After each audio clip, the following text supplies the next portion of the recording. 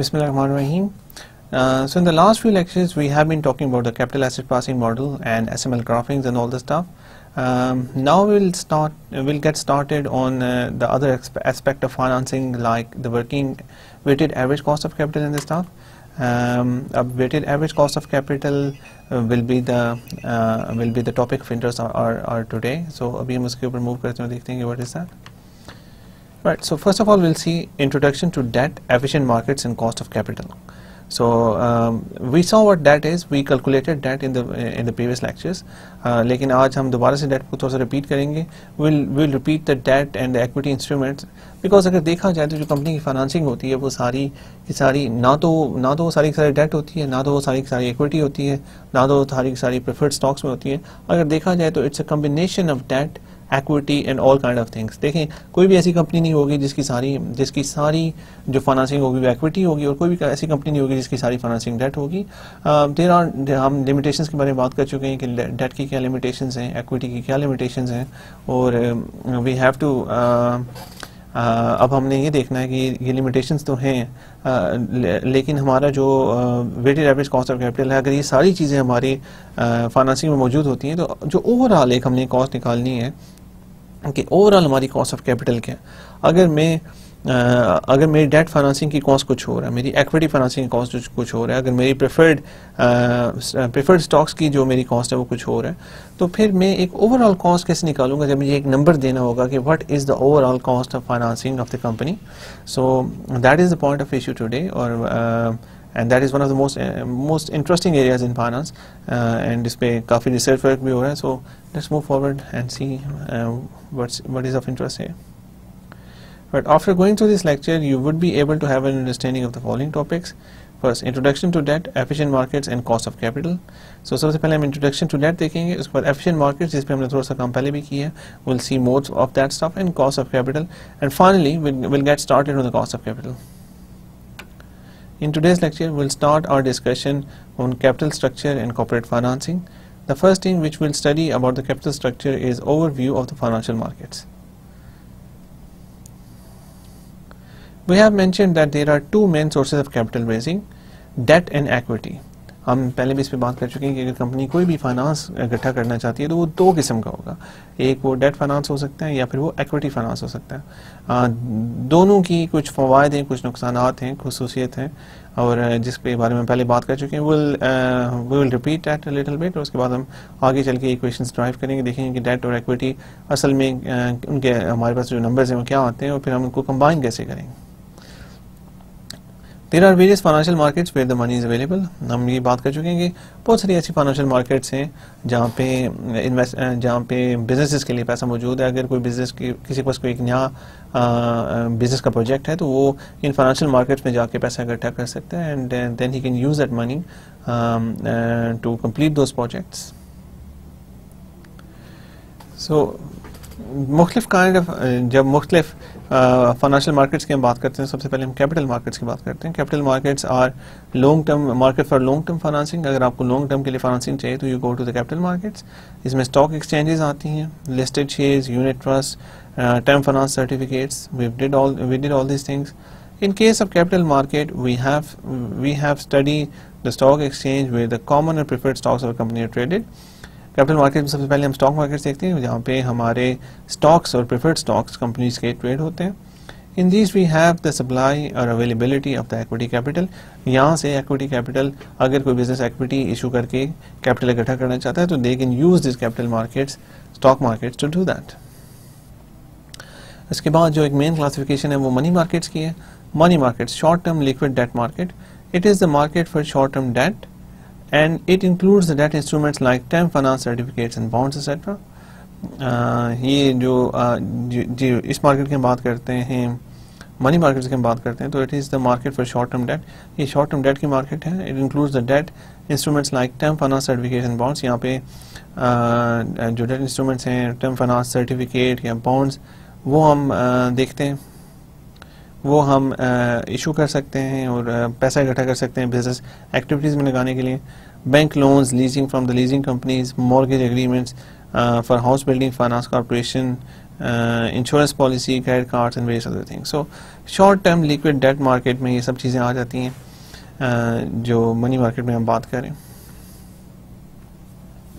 And finally there is the real asset market. Real asset वो market है normally जहाँ पे हम रोज़मर्रा जहाँ पे हम जाके खुद से कुछ फिजिकल एसेट्स खरीदते हैं. इसमें the real asset markets where the real और टेंजिबल एसेट्स और physical assets change hands. For example you have cotton exchange where raw bales of cotton change hands. हम कॉटन, हमारे सामने कॉटन एक्सचेंज है. Computer hardware and many other examples are available. Computer hardware की हमारे पास market है. उसके अलावा काफ़ी सारी और भी एग्जांपल्स हैं. फॉर एग्जांपल कॉटन एक्सचेंज है, गोल्ड मार्केट है, कपड़ा market, clothing market, property, land, house, apartment, warehouse market, computer hardware, used cars, wheat, sugar, vegetables. So all these kind of markets are real asset markets.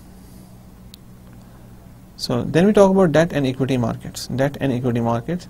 अगर हम debt and equity markets की बात करते हैं तो इसके अंदर equity markets में जो हमारे पास institutions आते हैं वो उसमें stock markets हैं, private placements हैं, private equity investments हैं, वेंचर कैपिटल है, इस्लामिक फाइनेंस है. Venture capital is a capital for new investments. अगर वेंचर कैपिटलिस्ट वो लोग होते हैं जो इन्वेस्ट करते हैं न्यू आइडियाज़ में, न्यू इन्वेस्टमेंट्स में, नए बिजनेसेस जो लोग स्टार्ट कर रहे होते हैं उनके लिए जो उनमें जो इन्वेस्ट करते हैं उनको वेंचर कैपिटल होता है, वेंचर कैपिटलिस्ट कहा जाता है. प्राइवेट एक्विटी इन्वेस्टमेंट होती हैं जो पब्लिक एक्विटी, ऑब्वियसली ये जो स्टॉक एक्सचेंज होते हैं पब्लिक एक्विटी हैं. ये प्राइवेट एक्विटी वो होती हैं जो बहुत बड़े प्राइवेट एक्विटी कंपनीज पिछले अर्से में काफ़ी मशहूर रही हैं अमेरिका में, और वो ये करते हैं कि वो प्राइवेटली पैसा देते हैं बड़ी बड़ी कंपनीज को, फिर उनको पब्लिक से प्राइवेट कर लेते हैं और प्राइवेटली फिर वो कंपनी बिजनेस करती है. ऑब्वियसली अगर एक बड़ी प्राइवेट इक्विटी कंपनी और किसी कंपनी से कहती है कि हम आपको फाइनेंसेस रन करने के लिए हम सारे पैसे प्रोवाइड करेंगे, लेकिन आप स्टॉक एक्सचेंज पे ना जाएं, वहाँ से पैसे ना लें, हम जिस तरह आपको कहते हैं सब करें. तो अगर वो एक प्राइवेट एक्विटी होती है, अगर वो प्राइवेटली एक्विटी बाय करके उसको कहते हैं कि अब आप रन करें सारे बिजनेस को चलाते हैं, तो that is not public any more and वो चलती है. रिसेंटली एक एग्जांपल ऐसी हुई भी है. Dell was a public limited company, और डेल के कंप्यूटर्स, लैपटॉप्स आपने अक्सर देखे होंगे. एंड डेल को काफ़ी प्रॉब्लम्स का सामना करना पड़ रहा था because of the competition and all that. And Dell ने ये किया कि they took off their company. उन्होंने प्राइवेट इक्विटी इन्वेस्टमेंट अपनी कंपनी में करवा के वो उन्होंने स्टॉक एक्सचेंज से अपनी कंपनी को हटा लिया बिकॉज और वो अब एज अ प्राइवेट कंपनी जिसमें प्राइवेट इक्विटी इन्वेस्टमेंट वो चल रही है. So if you that's an interesting case. If you want to have a look you can go on internet and find Dell and private equity, just Google it and you will find all about it. उसके अलावा Islamic finance भी इसमें आता है. Then we come to debt markets and institutions. Debt market institutions में हमारे पास bond markets हैं, money markets and call markets. Debt market institutions में हमारे पास bond markets हैं, money markets and call markets. Bond markets में राइट. सो बॉन्ड मार्केट्स में आप जैसे कि मैंने आपको पहले बताया था कि बॉन्ड मार्केट्स में जहाँ पे लॉन्ग टर्म के लिए फाइनेंस आपने डेट फाइनेंस लेना है तो बॉन्ड मार्केट भी use bond markets. Money markets and call markets, bank loan, certificates of deposits, project financing, running finance and working capital finance, hypothecation and pledge financing for inventory purchase, bridging finance, mortgage finance, lease financing, insurance and credit card. In the previous lectures we have talked about efficient markets. We'll talk more about efficient markets, but these are many markets. I will not go into detail of that. We've talked about some of them but not all of them. I just wanted to give an overview. These are the markets and in the debt, and these are the debt market institutions and what are the equity market institutions. If you're more interested, you can find more details yourself. So efficient market assumption. We assume that financial markets are quick and prices are right. There are lots of rational investors in every financial market. They are all well informed and act quickly on information related to companies' operations, finances, risk and returns. Right. So efficient market से मुराद है कि जैसे कोई information market में आती है उसी वक्त वो उसकी बेसिस पे जो रैशनल इन्वेस्टर हैं वो एक्ट कर लेते हैं और बड़ी जल्दी वो उसके स्टॉक में रिफ्लेक्ट कर लेती है. ऐसा नहीं होता कि इन्फॉर्मेशन कोई आ गई है उस पर कोई एक्ट नहीं कर रहा, आहिस्ता से एक्ट हो रहे हैं और कुछ लोगों को उसका भी काफ़ी ज़्यादा फ़ायदा होता है, कुछ लोगों को नुकसान होता है. सो इसलिए we always assume that financial markets are quick and prices are right. कि फाइनेंशियल मार्केट जैसे भी कोई इंफॉर्मेशन आती है या इंफॉर्मेशन आती है तो वो इंफॉर्मेशन बड़ी जल्दी स्टॉक्स में रिफ्लेक्ट करना शुरू कर देती है. There are lots, but that depends on rational investors, and we assume that there are lots of irrational investors in every financial market. Her financial market में बहुत सारे rational investor होते हैं who wants to make money. They are all well informed. उन सब के पास सारी information होती है and act quickly on information. और इस information की base पे quickly वो act करते हैं related to companies operations, finances, risk and return. देखें जो information है वो important है. हमें अगर आप खुद सोचें कि आपने कंपनी में आप अगर स्टॉक मार्केट में आज बैठे हैं, आपको इन्फॉर्मेशन मिलती है कि किसी कंपनी ने, एक डायमंड कंपनी है जो डायमंड एक्सप्लोरिंग कंपनी, एक डायमंड एक्सप्लोर करें कंपनी वाले, तो उनको एक बहुत बड़ी डायमंड की कान मिलती है. इसका क्या मतलब है कि फ्यूचर में जो कैश फ्लोज हैं बड़ी ज़्यादा आने वाली हैं. तो अगर आपको इन्फॉर्मेशन ये टाइम से मिल जाए, मतलब अगर आप ये सब इन्वेस्टर के साथ, तो क्या होगा? So everybody will go on to buy that stock quickly. अब सब लोग जब उसको बाय करने की कोशिश करेंगे तो उसकी प्राइस ऊपर जाना शुरू कर देगी, और जिन लोगों ने पहले बाय किया होगा वो फिर बाद में जब प्राइस ऊपर चले जाएगी तो उसको सेल करके काफ़ी सारे कैपिटल गेन्स बना सकते हैं. एंड या फिर उसको कीप करना चाहेंगे तो देखेंगे कि फ्यूचर में वो देखते हैं कि अगर बहुत सारा डायमंड्स बहुत सारे आ गए तो हो सकता है फ्यूचर में डिविडेंड्स मिलें, इस वजह से उनको कीप करते हैं. So there are many consideration. Information is the most important thing कि आपको इन्फॉर्मेशन जो है जब मिलती है तो आप उस पर कितनी जल्दी एक्ट करते हैं. So prices of securities like stocks and bonds adjust equilibrate quickly to new information.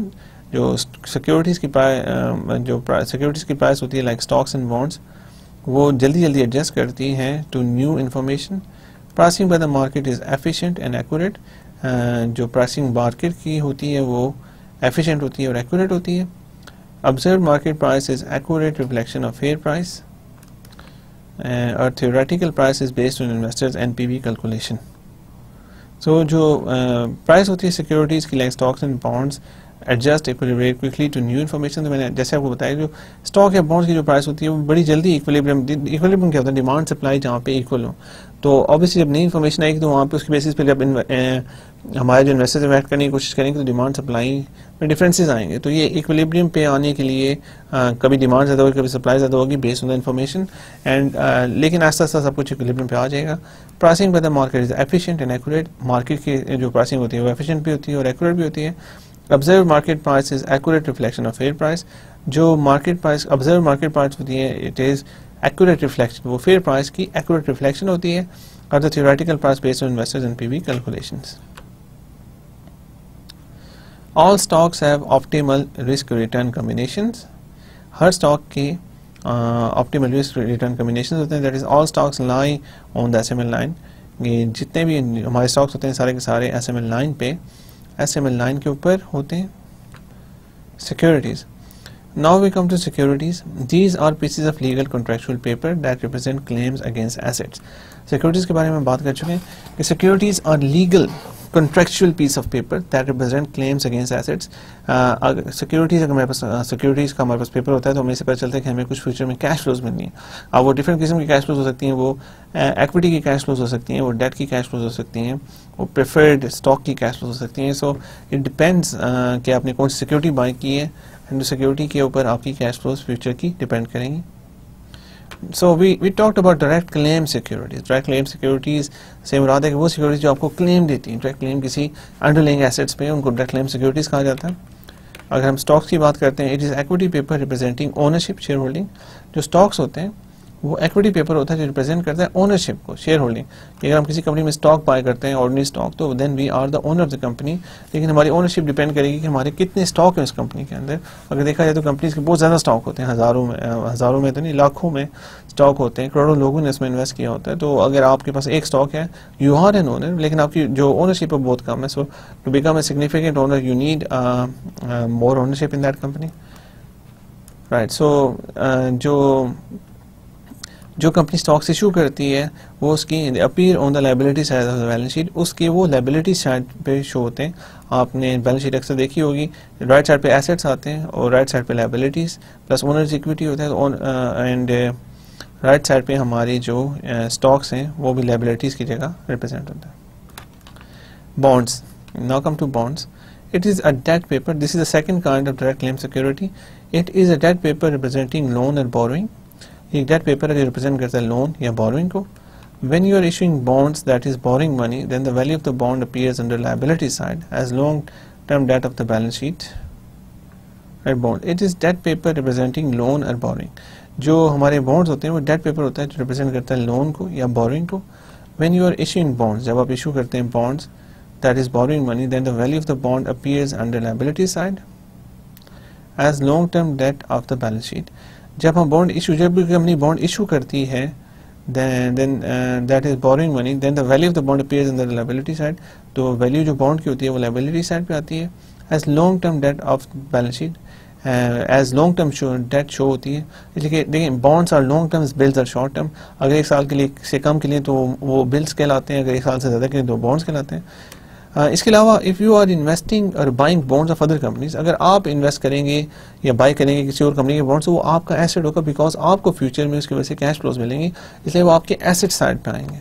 So remember, if you are issuing bonds, you're getting money from the investors and you have to pay them in the future, then that's your liability. But if you are buying bonds of other companies, then you are investing in other companies and आपका जो bond होगा वो आपको future में कुछ cash flows देगा, then you keep that on the asset side of your business as marketable securities. So remember, अगर आप stocks buy करते हैं किसी और कंपनी की या bond buy करते हैं तो वो आपकी asset side पे आएंगे under marketable securities or of balance sheet. So direct claim securities में हम देखते हैं value of direct claim security is directly tied to the value of the underlying real asset. जो वैल्यू होती है डायरेक्ट क्लेम सिक्योरिटी की is directly tied to the value of underlying real asset, वो directly tied होती है to the value of underlying real asset, जो भी उसका अंडरलाइंग रियल एसेट होता है. ऐसे जैसे हमने देखा था. तो what does this mean? This means कि अगर एक कंपनी को पैसे, एक कंपनी एक बॉन्ड इशू करती है, कुछ इन्वेस्टर्स वो बॉन्ड्स बाय करते हैं, right. So what are they buying? They are buying future cash flows, के फ्यूचर में उन्हें पता होता है कि इतना हमें कूपन मिलेगा एंड फाइनली फेस वैल्यू मिलेगी, राइट.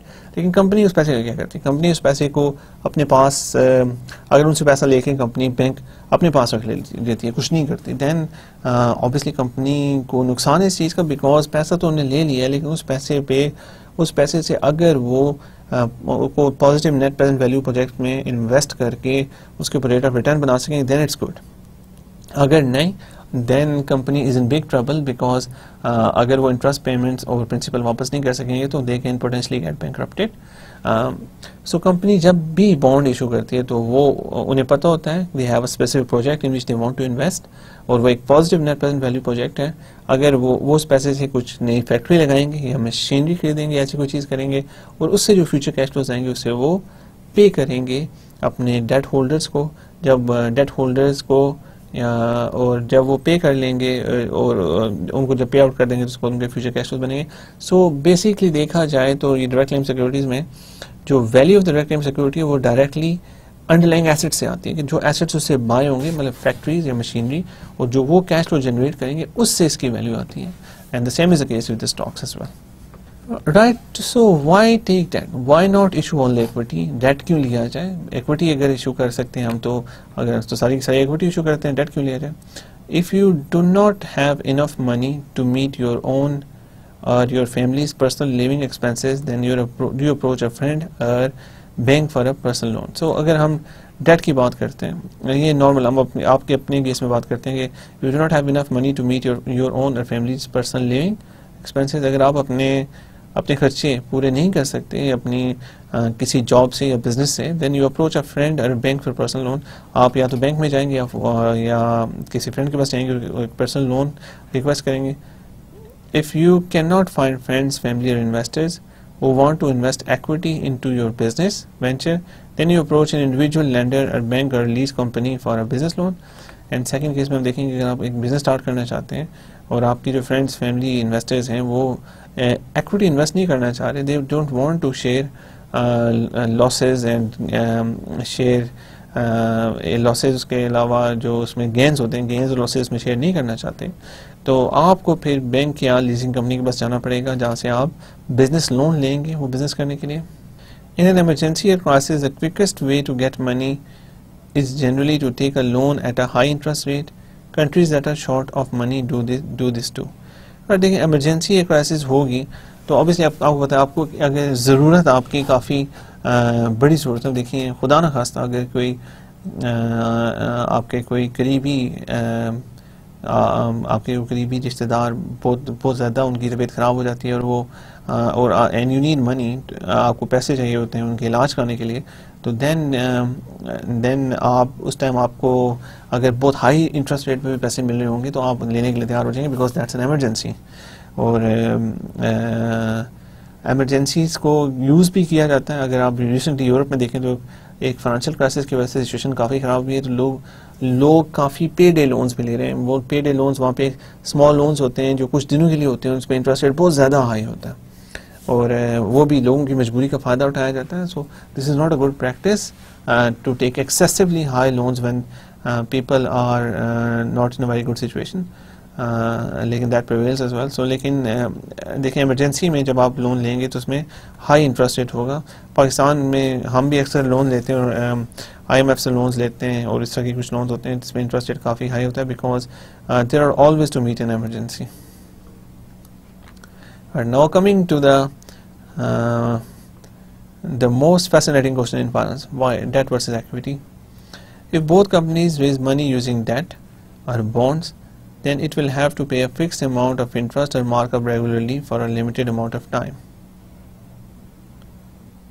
देखिए अगर कंपनी डेट इशू करती है तो दे हैव टू पे a fix amount of interest markup regularly for a limited amount of time. अगर कंपनी डेट इशू करेगी तो उन्हें एक मार्कअप देना पड़ेगा, इंटरेस्ट रेट जो कूपन होगा और लिमिटेड अमाउंट ऑफ टाइम के लिए देना पड़ेगा। Of course failure to pay the interest can force the company to close down. अगर कंपनी वो इंटरेस्ट नहीं पे कर सकेगी तो they have to close down, they have no other options. If the company raises money using equity, अगर company equity को use करके money raise करती है, then it is force to bring in new share holders who are owners and can interfere in the management and will get a share of the net profits or dividends for as long as the company is in operation. देखिए अगर company raise करती है money equity को use करते हुए, then it is forced to bring in new shareholders. फिर मसला ये बनता है कि उनको नए शेयर होल्डर्स लाने पड़ते हैं जो ओनर्स होते हैं बिजनेस के, और वो इंटरफेयर भी कर सकते हैं मैनेजमेंट में, and will get share of the net profits, और वो शेयर ऑफ नेट प्रॉफिट्स लेते रहेंगे आपसे for as long as the company is in operation, जितने अरसे तक कंपनी चलती रहेगी। So that's another thing that's another possibility which we have to look into कि डेट के केस में क्या है और इक्विटी के केस में क्या है और हमें क्या सूट करता है, उसके मुताबिक हम फाइनेंसिंग इशू करेंगे। Right, so let's look at this picture again. Debt versus equity. Where do bonds and stock appear on the balance sheet? Balance sheet में अगर financial management perspective हम देखते हैं तो stock and bond purchase as investment. Asset side पे अगर हम देखेंगे तो current assets में हमारे पास जो stock and bonds हमने purchase investment होंगे वो हमारे current assets में as marketable securities आ जाएंगे, marketable securities। और जब हम देखते हैं जो हम अपने बॉन्ड इश्यूज करते हैं, on bond issued by company to raise cash, तो वो लॉन्ग टर्म लाइबिलिटीज में आते हैं, और जो हम स्टॉक इशू करते हैं टू रेज कैश वो हमारे कैपिटल में आता है। सो अगेन जो there is a difference of classification between the debt and equity which we issue and which we buy of the other companies. जब हम अपना कोई डेट इशू करते हैं तो हमारी लॉन्ग टर्म लाइबिलिटीज में आता है। अगर हम अपनी इक्विटी इशू करते हैं टू रेज मनी तो वो हमारे कैपिटल में आता है। लेकिन अगर हम स्टॉक या बॉन्ड्स किसी और कंपनी के बाय करते हैं तो ऑब्वियसली हम एक इन्वेस्टमेंट करें जिसमें हमें फ्यूचर रिटर्न मिलेगा, तो वो हमारे मार्केटेबल सिक्योरिटी साइड पे आ जाएंगे। Capital structure, most firms keep a mix of both debt and equity capital. जितनी भी फर्म्स होती हैं वो एक मिक्स रखती हैं डेट और इक्विटी कैपिटल का। In other words most firm raise money from both stock holders and share holders and bond holders. जितनी भी फर्म्स हैं वो इनके पास एक मिक्स होता है, कुछ डेट होता है कुछ इक्विटी होती है। बहुत कम फर्म्स ऐसी हैं जिनके पास सिर्फ इक्विटी है या फिर सिर्फ डेट है। It is very hard to survive just with debt, and अगर आपके पास इक्विटी है बहुत ज़्यादा तो आप खुद सोचें कि इंटरफेरेंस बहुत ज़्यादा होगी, और उसमें आपको जो आपकी स्टॉक होल्डर्स हैं उनकी डिमांड्स को हमेशा मीट करना पड़ेगा। अगर आप बहुत ज़्यादा वो हो जाते हैं तो उसमें काफ़ी मुश्किलात का सामना भी करना पड़ सकता है। तो there is no firm which has, एक कोई भी ऐसी फर्म नहीं जिसकी कंप्लीट इक्विटी हो या कंप्लीट डेट हो। There is always a combination capital structure में। In other words most firm raise money from both stock holders and share holders and bond holders, stock holders को भी देते हैं और बॉन्ड होल्डर्स को भी, in the form raise money in the form of both stock holders, share holders and bond holders, banks, debt भी लिया जाता है और इक्विटी भी इशू की जाती है। द मिक्सचर और proportion of debt capital and equity capital is known as capital structure. ये याद रखें, ये टर्म फाइनेंस में बड़ी इंपॉर्टेंट है और इस पर बड़ी रिसर्च होती रही है और स्टिल हो रही है कि जो मिक्सचर और प्रोपोर्शन, जो मिक्सचर या प्रोपोर्शन है कि अगर एक कंपनी का 20% डेट है 80% इक्विटी है, या 80% डेट है 20% इक्विटी है, 50% डेट है 50% इक्विटी है, तो ये परसेंटेज क्या है कि कितना डेट है कितनी इक्विटी है। The mixture proportion of debt capital and equity capital is also known as the capital structure. जो मिक्सचर ही होता है डेट कैपिटल और इक्विटी कैपिटल का, इसको हम कैपिटल स्ट्रक्चर कहते हैं। This financial policy decision is taken by the CEO, CFO and the board of directors. Capital ये जो फाइनेंशियल पॉलिसी का डिसीजन होता है ये आपका जो चीफ एग्जीक्यूटिव होता है CFO और बोर्ड ऑफ डायरेक्टर्स लेते हैं। Capital structure can change with time depending on firms financing needs and strategy. Capital structure change हो सकता है टाइम के साथ, ऐसा नहीं है कि एक दफ़ा हमने कैपिटल स्ट्रक्चर बना लिए कि 50% डेट एंड 50% इक्विटी होगी तो हमेशा के लिए कंटिन्यू रहेगा। No, it changes with time and with the requirements of the company with the financing needs and strategy. Some projects like power plants and cement are so capital intensive and large that initially the sponsor needs that capital. कुछ projects जो होते हैं power plants and cement के और so capital intensive, वो इतने ज़्यादा capital intensive होते हैं और बड़े होते हैं कि initially sponsor need debt capital. कुछ प्रोजेक्ट्स जो होते हैं वो इतने बड़े, ऑब्वियसली लेकिन पावर प्लांट्स और सीमेंट प्लांट्स में इतनी बड़ी इन्वेस्टमेंट शुरू में चाहिए होती है। हो सकता है आपको इतनी बड़ी इक्विटी इन्वेस्टमेंट ना मिले तो शुरू में स्टार्ट करने के लिए आपको डेट फाइनेंसिंग का सहारा लेना पड़ता है।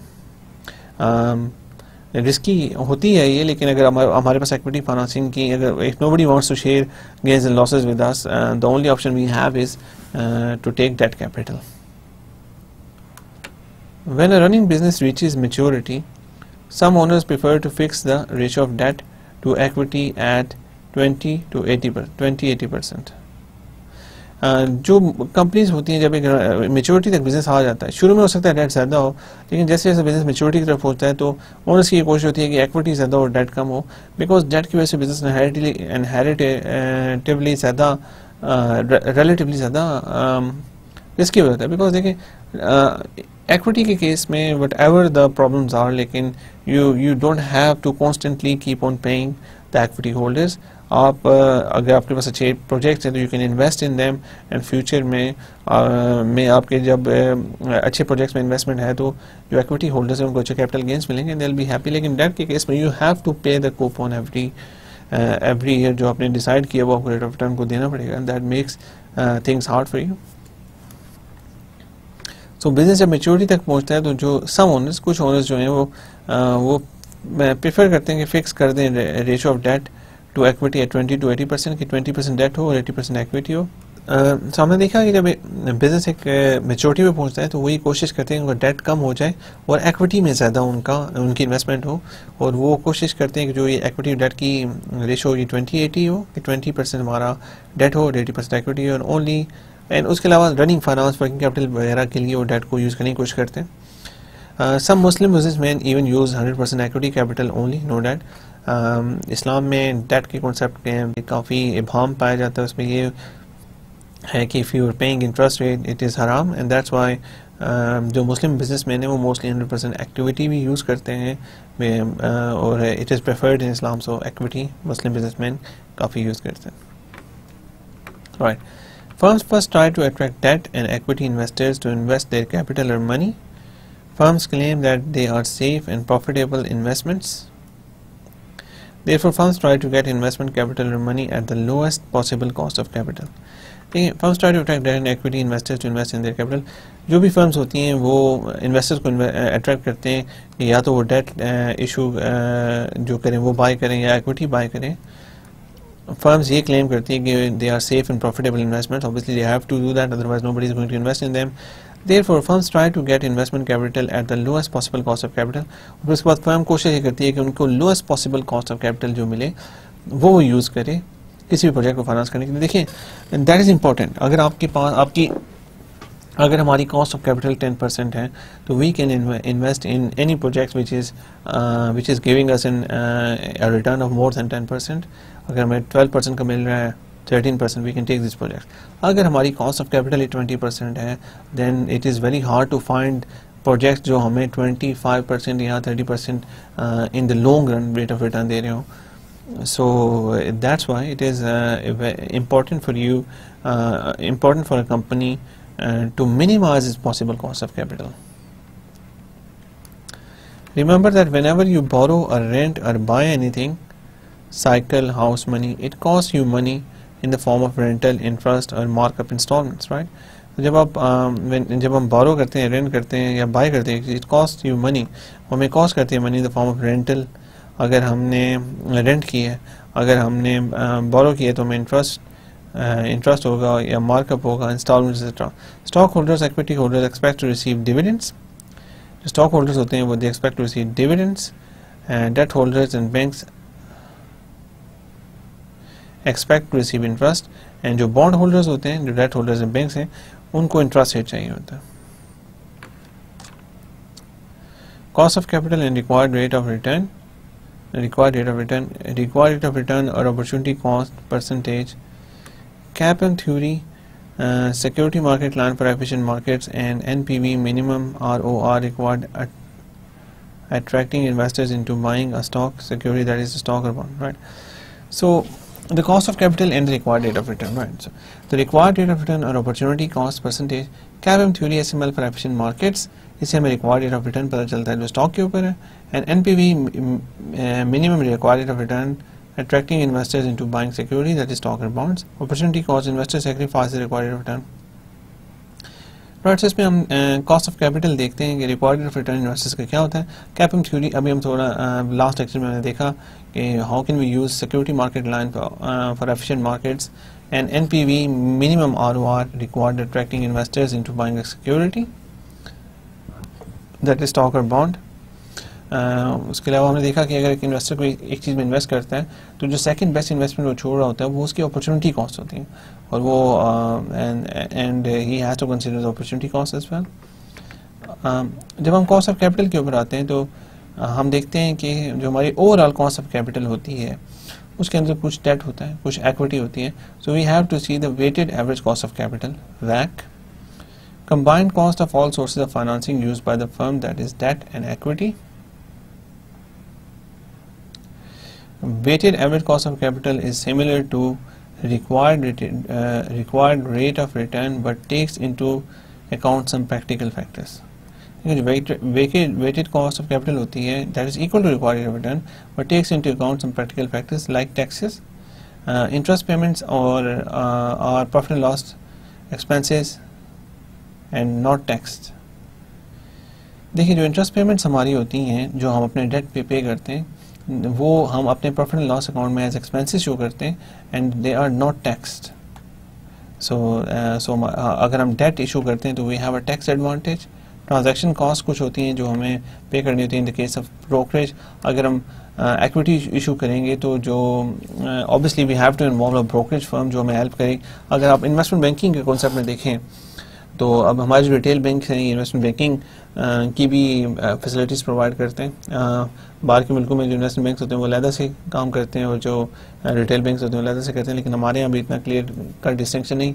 ट्रांजेक्शन कॉस्ट में देखें जो अगर मेरी कंपनी है जो काफ़ी अच्छे से काफ़ी अच्छा परफॉर्म करी है but it's a private company, right. तो प्राइवेट कंपनी है, अब मेरा एक अच्छा बिजनेस मॉडल है, सब चीज़ें चल रही हैं. अब मैं इस कंपनी को चाहता हूँ कि IPO करूँ तो एक स्टॉक मार्केट में लेके जाऊं और वहाँ पे मैं पाकिस्तान के सारे इन्वेस्टर से कहूँ दिस इज़ माय कंपनी, मेरे ये एसेट्स हैं, मैं ये कुछ दे रहा हूँ. मैंने अपने प्रोस्पेक्टस में सब चीज़ें शो की होंगी कि मेरे क्या एसेट्स हैं, मैं कैसे फ्यूचर में पैसे बनाऊँगा, क्या कैश फ्लोज आपकी होंगी, ये वो सब कुछ मैं बताऊँ. लेकिन ये किया कैसे जाए, that is usually done with the help of investment banker जो आपको एडवाइस करता है इन सब चीज़ों की और उसकी फ़ीस होती है.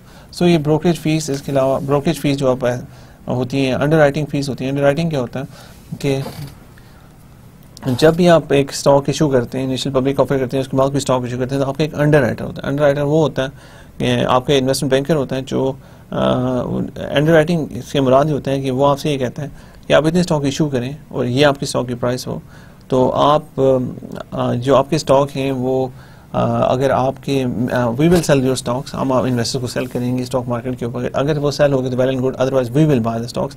तो हमें गारंटी मिल जाती है कि हमें इतना पैसा मिल जाएगा। सो हम उसकी भी थोड़ी सी फीस जो बैंकर्स को देते हैं, इन्वेस्टमेंट बैंकर्स को, इसकी भी दो किस्म की किस्म होती है। एक बॉड डील होती है। बॉड डील में ये होता है कि जो आपका इन्वेस्टमेंट बैंकर होता है आपसे सारे के सारे स्टॉक खरीद लेता है, बिकॉज उसको पता है it's a very good opportunity, और वो आपको पैसा मिल जाता है, देन वो आगे सेल करता है स्टॉक्स को to make money on that. And दूसरी में ये होती है कि वो आपसे कोई ये नहीं कहता कि it's not a bad deal, वो ये कहते हैं कि विल ट्राई योर बेस्ट। वो आपके अंडर राइटर तो होते हैं वो, लेकिन वो कहते हैं कि हम कोशिश करेंगे आपको स्टॉक्स की भी ज़्यादा से ज़्यादा वैल्यू मिले, और वो फिर आपके स्टॉक खुद से नहीं खरीदते, लेकिन आपके स्टॉक आगे सेल करके आपको रिटर्न दे देते हैं। उसके अलावा legal flotation cost incurred when firm issue stocks and bond securities, तो इस तरह की बहुत सारी ट्रांजैक्शन कॉस्ट इसके अंदर आती हैं। Weighted average cost of capital हम देखते हैं। Assume that a firm takes 3 types of financial products. अगर हम अज्यूम करते हैं कि फर्म 3 किस्म के फाइनेंशियल प्रोडक्ट्स देता है और सिक्योरिटीज और instruments to attract investors capital, 3 किस्म के फाइनेंशियल प्रोडक्ट्स और securities instruments to attract investor capital, 3 किस्म की सिक्योरिटीज इशू करता है। First is bond, debt cost is equal to coupon interest. Bond की आपको पता है कि आपको कूपन इंटरेस्ट पे करना है इसके ऊपर। Then common shares, equity is cost जो इसकी है it's variable dividend. Common shares जो एक्विटी होगी इस पर जो कॉस्ट है वो वेरिएबल डिविडेंड है। प्रीफर्ड शेयर्स हाइब्रिड एक्विटी जिसके ऊपर कॉस्ट है is equal to fix dividend, इसके ऊपर जो कॉस्ट हमारी आ रही है वो फिक्स डिविडेंड्स है। सो व्हाट द डिफरेंस देखें, जो बॉन्ड हमारा वो डेट है, सो कूपन्स इस पे होंगे। जो कॉमन शेयर्स हैं वो एक्विटी है, जो इसकी कॉस्ट है वो वेरिएबल डिविडेंड जो हमने पे करना है। And preferred shares are hybrid equity, cost is fixed dividend. The firm issues a security और financial instrument to the investor and receives capital और मनी इन एक्सचेंज। जो फर्म हमारी होती है वो इशू करती है सिक्योरिटी इशू करती है या फाइनेंशियल इंस्ट्रूमेंट इन्वेस्टर को, एंड रिसीव करती है कैपिटल और money in exchange. Firm issue करेगी सिक्योरिटी और उनको कैपिटल पैसा मिलेगा एक्सचेंज में। The firm has to pay a rental cost for using the investor's capital. Firm को rental cost pay करनी पड़ेगी for using the investor's capital. In case of bonds, that cost is coupon interest. In case of common shares, that cost is equal to dividend. In case of preferred shares, that cost is equal to fixed dividend. So जो हमारी working capital cost of capital होगी, weighted average cost of capital जो percentage में होती है is equal to weighted percentage cost of debt। जो हमारी हम देखेंगे कि हमारी टोटल कॉस्ट ऑफ जो कॉस्ट ऑफ कैपिटल उसमें डेट की कितनी परसेंटेज है, उसको मल्टीप्लाई कर देंगे हम कॉस्ट ऑफ डेट से, plus weighted percentage cost of common equity same is the case, plus weighted percentage cost of preferred equity. So यहाँ पे हम देख रहे हैं कि हमारे रेट ऑफ जो हमारा return required rate of return debt का है वो कितना है, उसको मल्टीप्लाई करेंगे हमारी जो इन्वेस्टमेंट की प्रोपोर्शन ऑफ डेट में कितनी है, फिर इक्विटी पे रेट ऑफ रिटर्न कितना है जो रिक्वायर्ड रेट ऑफ रिटर्न हमने देना है, और उसको मल्टीप्लाई कर देंगे परसेंटेज ऑफ इन्वेस्टमेंट एक्विटी। उसके बाद हमने देखना है कि हमारा रिक्वायर्ड रेट ऑफ रिटर्न जो प्रेफर्ड डेट होल्डर्स का वो कितना है, हमारी percentage of investment preferred stocks में कितनी है। सो इन सब को जब हम प्लस करेंगे तो हमारे पास परसेंटेज कॉस्ट ऑफ प्रेफर्ड, इन सब को जब हम करेंगे तो हमारे पास weighted average cost of capital आ जाएगी। दैट इज रॉन्ग वर्ड मैंने यूज़ कर लिया यहाँ पे। Will get the weighted average cost of capital. इसमें हमारी डेट भी आता है, एक्विटी भी आता है, और प्रेफर्ड स्टॉक्स भी आते हैं। WACC must take taxes and transaction costs into account. Right, so moving forward we see the security market line for the market of efficient stocks is equal to the rate of return on assets जो हमने आपको पहले बताया था, required rate of return on any stock is equal to risk-free rate of return plus rate of return on the market portfolio minus the risk-free rate of return multiplied by the beta of that asset. इसमें one more thing which we see that stock A lies on the SML line, efficient risk return combination, and risky stock A risk premium is 30 minus 10 is equal to 20%. We've done all these things before. Required rate of return is on the x-axis, on the y-axis, and beta is on the x-axis. So सबसे पहले हम एक चीज़ इसमें important देखेंगे कि in next lecture हम इस पर ज़्यादा फोकस करेंगे कि हम यहाँ पे अपना रिक्वायर्ड रेट ऑफ रिटर्न देखेंगे कि this is the required rate of return, और वो कैसे इंक्रीज होता है सिक्योरिटी मार्केट लाइन के साथ, and working weighted average cost of capital की इंप्लीकेशंस क्या हैं। अगर हमें पता होता है कि हमारी weighted average cost of capital इतनी है तो हम रिक्वायर्ड रेट ऑफ रिटर्न के साथ उसको कैसे कंपेयर करेंगे और सब चीज़ें कैसे होंगी। Right, so now we'll do the summary of the formulas. Last few lectures में मैंने कुछ जो formulas किए हैं, I'll do a summary of that because all these things are going to be used again in the next few lectures. So we'll do a general revision of these formulas. Total risk is equal to market risk plus company specific risk. जो हमारा total risk होता है वो हम देखें तो वो market risk sigma square plus beta square into sigma square plus sigma square. जो हमने देखा था मार्केट रिस्क के और उसके अलावा कंपनी स्पेसिफिक्स दोनों आ जाते हैं इसके अंदर. NPV bond pricing equation is equal to NPV C1 divide by 1 plus RD C2 1 plus RD2. So इस तरह चलता रहता है एंड लास्ट में हमें पार वैल्यू वापस मिल जाती है. बॉन्ड प्राइसिंग की बात करते हैं, ये सारी coupon payments and finally last payment के बाद हमें पार वैल्यू वापस मिल जाएगी. गोल्डन फार्मूला हमने देखा था RC is equal to div 1 divided by P naught plus G, dividend yield और capital gain yield आती है, and finally the capital asset passing model. Now I would like to do a summary of this lecture for you so that जो हमने weighted average cost of capital में नई चीज़ें की हैं वो आप उसको एक दफ़ा दोबारा से देख लें वो सब चीज़ें, because next few lectures में हम इन चीज़ों को बहुत ज़्यादा डिटेल में देखने वाले हैं और एक एक पार्ट हम देखेंगे कि असल में derive कैसे होती हैं equations और how can we use them in our analysis. Right, so today we started with the capital markets. हमने देखा कि स्टॉक एक्सचेंज में लिस्टेड शेयर्स, यूनिट ट्रस्ट और टर्म फाइनेंस सर्टिफिकेट्स वगैरह होते हैं.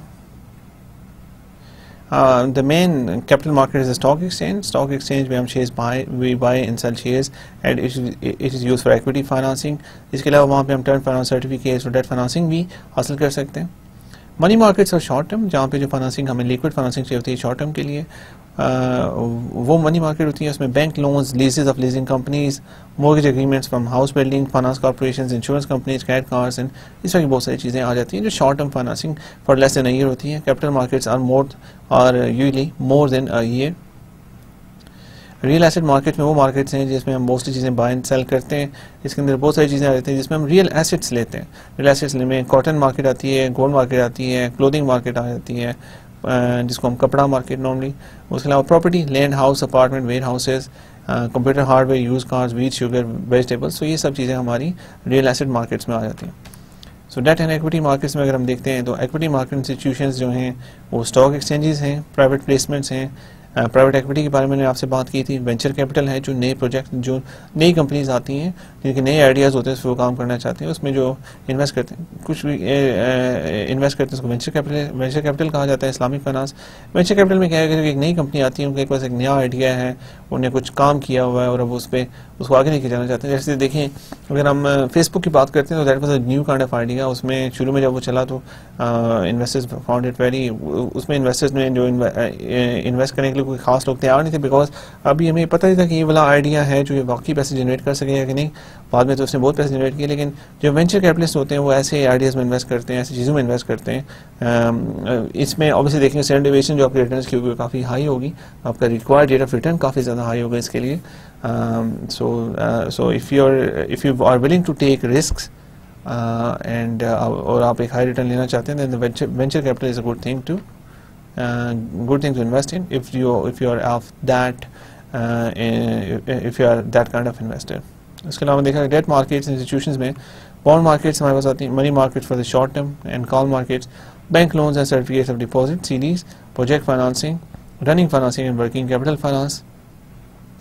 इसमें hypothecation and pledge financing for inventory purchase, ये भी इसमें यूज़ होती हैं. Bridging finances, mortgage financing, leasing financing, insurance and credit cards. So these are the kind of financing which is used in debt markets. Then we came to efficient markets. We assume that financial markets are quick. देखिए हमने ये देखा था कि जो भी information market के अंदर आती है वो जो रैशनल इन्वेस्टर होते हैं वो जल्द से जल्द उस पर एक्ट करते हैं, और जो जल्द से जल्द उस पर एक्ट कर लेते हैं और बहुत जल्दी वो स्टॉक की प्राइस में रिफ्लेक्ट करना शुरू करती है. अगर कंपनी के बारे में कोई बुरी इन्फॉर्मेशन आती है तो कि कंपनी के अगर कंपनी ने एक लॉ सूट हार लिया, या फिर कोई कंपनी है उसकी जो प्रॉफिट्स हैं वो इस साल कम आए, या ऐसे मारते हैं कि फ्यूचर में इसके प्रॉफिट्स कम होंगे, तो ऑब्वियसली अगर प्रॉफिट्स कम होंगे तो आपको कैश फ्लोस कम मिलने वाली हैं. So people will start selling the shares of this company. और ये देखिए इन्फॉर्मेशन आई जिसको एक्ट किया, और जल्दी जब उस पॉइंट जब उसका ऑब्वियसली प्राइस गिरना शुरू हो जाएगी, तो जब इस पॉइंट तक गिर जाएगी, जब उसकी फेयर वैल्यू उसकी मार्केट वैल्यू इक्वल हो जाएगी, तो उसके ऊपर जाके स्टॉक मार्केट हमारी रुक जाएगी। सो इस तरह होता है, अगर कोई अच्छी न्यूज़ आती है तो उसके ऊपर भी लोग एक्ट करते हैं, अगर बुरी न्यूज़ आती है तो उसके ऊपर भी लोग एक्ट करते हैं, and bye acting on this news जो स्टॉक प्राइस है वो हमारी फ्लक्चुएट करती है। इन एफिशिएंट मार्केट्स जो भी इंफॉर्मेशन होती है वो रिफ्लेक्ट हो रही होती है स्टॉक के अंदर, जिसमें इसकी 2-3 फॉर्म्स हैं, जिसमें सेमी स्ट्रॉन्ग, स्ट्रॉन्ग और वेरी स्ट्रॉन्ग। जो स्ट्रॉन्ग मार्केट होती है वो उसमें जो भी इंफॉर्मेशन है पब्लिक वो सारी की सारी रिफ्लेक्ट कर रही होती है, और जो सेमी स्ट्रॉन्ग है उसमें कुछ कम होती है, और जो वीक है उसमें जो इन्फॉर्मेशन है सारी वो स्टॉक मार्केट में रिफ्लेक्ट नहीं कर रही होती प्राइसेस में। But we assume that there are a lot of rational investors in the financial market के financial market में काफ़ी सारे rational investors हैं। They are all well informed and act quickly on the information related to companies operations, finances and risk and returns।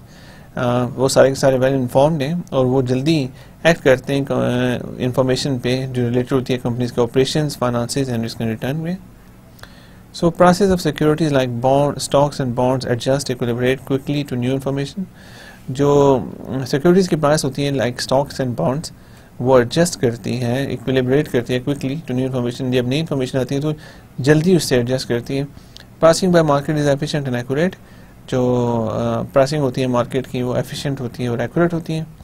Observe market price is accurate reflection of fair price. जो observe market price है वो accurate reflection होती है fair price की, और theoretical price based on investors and PV calculations. Then we started on securities. Securities are legal contractual paper that represents claim against assets. Stocks में it's equity paper representing ownership, shareholding, and stocks appear and it appears on the liability side of the balance sheet. And bonds में देखा कि bond represents loan or borrowing. When you are issuing bonds, that is borrowing money, then the value of bond appears on the liability side as long-term debt of balance sheet. Bonds जो है फिर वो liability side पे show होते हैं। If you are investing or buying bonds of other companies, then the value appears under asset side। अगर हम किसी और कंपनी के स्टॉक्स या बॉन्ड्स में इन्वेस्ट करेंगे तो वो मार्केटेबल सिक्योरिटीज़ में हमारे एसेट साइड में आएंगे, बिकॉज फ्यूचर में हमें उन कंपनी से कैश फ्लोज मिलेंगे। अगर कुछ लोग हमारी कंपनीज के बॉन्ड बाय करते हैं या फिर हमारी कंपनीज के स्टॉक बाय करते हैं तो फिर हमें फ्यूचर में उनको कैश फ्लोज देनी पड़ेंगी, जिसकी वजह से उनको हम अपनी लायबिलिटीज़ में रखते हैं। Value of the direct lending securities is tied to the value of the underlying asset. So I've explained that. So I discussed why take that. हमने एक personal example देखी कि if you don't have enough money to meet your needs, then you approach a friend or a bank for a personal loan. इसके अलावा if you're starting a new project and nobody is willing to invest equity into your project, equity से मुराद है कि आपके profit और losses share नहीं करना चाहते लोग, तो फिर आप बैंक में जाते हैं या किसी इंडिविजुअल के पास जाते हैं और आप एक लोन की एप्लीकेशन देते हैं। अगर आपको लोन हो जाता है तो you take the debt. Emergencies में भी डेट लिया जाता है, कंट्रीज भी इमरजेंसीज में डेट लेती हैं। अगर कंपनी डेट को यूज़ करती है तो उन्हें फिक्स पेमेंट्स करनी पड़ती हैं, जो कूपन पेमेंट्स होती हैं for limited amount of time of course. लेकिन अगर वो कूपन पेमेंट नहीं कर सकेंगे टाइम पे, then they are facing a huge risk of default, और कंपनीज बैंकरप्ट भी हो सकती हैं अगर वो अपने डेट होल्डर्स को उनकी पेमेंट्स टाइम पे नहीं देती। If the company raises money, uses equity, अगर कंपनी equity यूज़ करती है, then it is forced to bring in new shareholders, तो फिर उनको नए शेयर होल्डर्स लाने पड़ते हैं।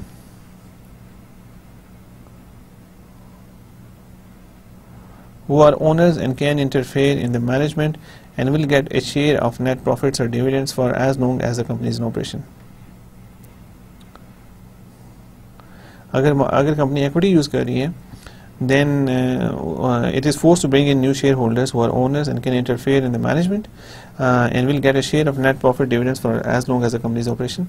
So equity issue करने का फ़ायदा ये है कि आपको रेगुलर पेमेंट्स नहीं करनी पड़ेंगी, लेकिन नुकसान ये है कि आपके जो equity holders हैं they are the owners of the business as well, और वो इंटरफेयर करेंगे मैनेजमेंट के साथ, एंड उनको जो नेट प्रॉफिट से शेयर मिलेगा वो हमेशा के लिए मिलेगा, एज लॉन्ग कि जब तक उन्हें शेयर उनके पास होगा तब तक आपको उनको पैसे देने पड़ेंगे।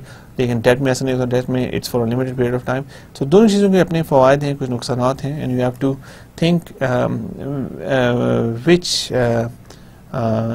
which security better suits you, and after that you can issue that security। Right. So I can show in the balance sheet. अगर हम stocks and bond purchase investment, अगर आप किसी और कंपनी के स्टॉक या बॉन्ड्स इन्वेस्टमेंट परचेज करते हैं तो वो मार्केटेबल सिक्योरिटीज़ के सेक्शन में आपके पास आ जाते हैं. अगर आप अपने बॉन्ड्स इशू करते हैं टू रेज कैश तो वो आपकी लॉन्ग टर्म लायबिलिटीज़ में आ रहे हैं. अगर आप अपने स्टॉक इशू करते हैं टू रेज कैश दैन वो कैपिटल की आपकी जो लायबिलिटीज़ में कैपिटल में आ जाएंगे. Capital structure. Most firms keep a mix of both debt and equity capital. जितनी जो मेजॉरिटी ऑफ द फर्म्स हैं वो मिक्स रखती हैं डेट का भी और इक्विटी कैपिटल का भी. उनके पास कुछ परसेंटेज होती है डेट की, कुछ परसेंटेज होती है इक्विटी की. In the first most firm raise money from stock holders and bond holders. Most firms जो होती हैं वो स्टॉक होल्डर से भी मनी रेज करती हैं, बॉन्ड होल्डर से भी मनी रेज करती हैं. The mixture proportion of debt capital and equity capital is known as capital structure. जो मिक्सचर होता है और प्रोपोर्शन जो डेट कैपिटल और इक्विटी कैपिटल का होता है इसको हम कहते हैं कैपिटल स्ट्रक्चर. कैपिटल स्ट्रक्चर हमें बताते हैं कि कंपनी के अंदर डेट कितना है, इक्विटी कितनी है. और जो फाइनल पॉलिसी होती है डिसीजन टेकन बाय वो CEO, CFO, board of directors capital structure के ऊपर लेते हैं. कैपिटल स्ट्रक्चर टाइम के साथ चेंज भी हो सकता है depending on the financing needs and strategy. कुछ ऐसे प्रोजेक्ट्स होते हैं like power plant and cement कि उसमें कैपिटल इतने कैपिटल इंटेंसिव होते हैं, इतना ज़्यादा पैसा चाहिए होता है शुरू में कि इनिशली जो स्पॉन्सर होते हैं उन्हें डेट चाहिए होता है बिजनेस को स्टार्ट करने के लिए. अदरवाइज इतनी बड़ी रकम इकट्ठी करना from equity capital is very hard. when running business जब एक रनिंग बिजनेस मैच्योरिटी तक पहुंचता है तो जो ओनर्स होते हैं उनकी कोशिश होती है कि उनकी debt to equity ratio 20 to 80 रहे. 20 to 80 से मुराद वही चाहते हैं कि उनकी डेट टू इक्विटी रेशो है वो जो डेट है उनका वो 20% हो फाइनेंसिंग का और जो इक्विटी उनकी है वो 80% हो फाइनेंसिंग की. एंड और जो डेट है वो सिर्फ रनिंग फाइनेंस के लिए यूज़ हो या फिर सिर्फ 20% उनकी फाइनेंसिंग का हिस्सा हो. मुस्लिम कंट्रीज़ में डेट को अच्छा नहीं समझा जाता और some Muslim businessman use 100% equity capital no debt. जो कुछ मुस्लिम मुल्क हैं मुस्लिम बिजनेसमैन हैं वो सिर्फ इक्विटी कैपिटल यूज़ करते हैं, डेट बिल्कुल यूज़ नहीं करते. And that limits some possibilities but if they think that's against their faith then they can justify that. Firms try to attract debt and equity investors to invest their capital or money. Firms attract करती हैं debt और equity investors को to invest their capital or money. अपने capital या को invest करने के लिए attract करती हैं debt और equity investors को. वो firms claim that they are safe and profitable investments ताकि इक्विटी इन्वेस्टर्स में इन्वेस्ट कर सकें और डेट इन्वेस्टर्स में इन्वेस्ट करें. लेकिन फर्म की कोशिश होती है कि उनकी कॉस्ट ऑफ कैपिटल मिनिमम हो. कॉस्ट ऑफ कैपिटल अगर मिनिमम होगी तो उनके पास पॉसिबिलिटीज ज़्यादा होंगी positive net present value projects में इन्वेस्टमेंट्स करने की, जिस वजह से कंपनी की ग्रोथ भी ज़्यादा होगी और उनकी शेयर होल्डर की वेल्थ मैक्सिमाइज होगी. So that's why companies try to keep the cost of capital to a bare minimum, not a bare minimum to a minimum. Remember that whenever you borrow or rent or buy anything, it costs you money in the form of rental, interest or markup. देखिए अगर हम कोई चीज़ borrow या rent करते हैं तो हमें फिर उसका rental देना पड़ता है या markup देना पड़ता है. So stock holders के केस में they expect dividends, bond holders के केस में they expect to receive interest rates. तो इसी तरह जब stock holders अपना पैसा देते हैं तो वो dividends expect करते हैं, अगर bond holders अपना पैसा देंगे तो वो interest rate expect करते हैं. Right. So cost of capital and required rate of return, weighted average cost of capital, combined cost of all sources of financing used by the firm, that is debt and equity. जब हम company की debt and equity को इकट्ठा करते हैं, combine करते हैं, तो we get the combined cost of all sources of financing used by the firm. WACC is similar to required rate of return, but takes into account some practical factors. Weighted average cost of capital जो है वो similar होता है required rate of return. लेकिन that takes into account some practical factors. वो सब कुछ practical factors को consideration में लेता है. Interest payments are profit and loss expenses and not taxed. So अगर हम debt लेते हैं तो tax जो interest payments हैं वो उनको हम as an expenses use करते हैं अपनी. देखिए आपको मैं बताता हूँ, अगर हम अपनी net income से किसी चीज़ को less करेंगे अगर हमारी नेट इनकम से कोई एक एक्सपेंस कम होता है तो उसकी वजह से हमारी टैक्सेबल इनकम कम होती है, और टैक्सेबल इनकम कम होती है तो ऑब्वियसली हम टैक्स कम पे करें। तो जो हमारा इंटरेस्ट पेमेंट है बॉन्ड्स के ऊपर वो टैक्स डिडक्टेबल है, वो हमारी नेट इनकम में से प्रॉफिट एंड लॉस अकाउंट में माइनस होगी। अगर वो माइनस हम कर देंगे तो उसका मतलब है कि हमें टैक्स कम पे करना पड़ेगा। सो जो जब हम डेट लेते हैं तो हमारे पास एक टैक्स एडवांटेज भी होता है कि जो हमारी इंटरेस्ट पेमेंट है वो टैक्स डिडक्टेबल है, उसको हम अपनी नेट इनकम से माइनस करेंगे तो हमारे टैक्स की वहाँ से बचत होगी। So we consider that factor in that as well.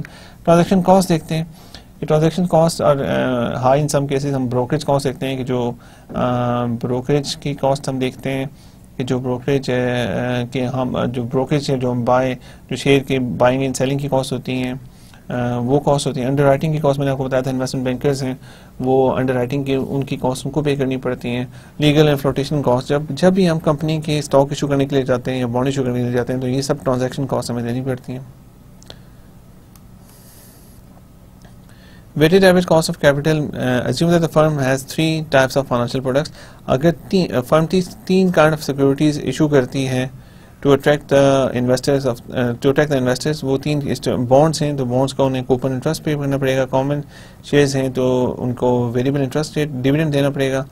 Preferred shares हैं तो उनको फिक्स डिविडेंड देना पड़ेगा।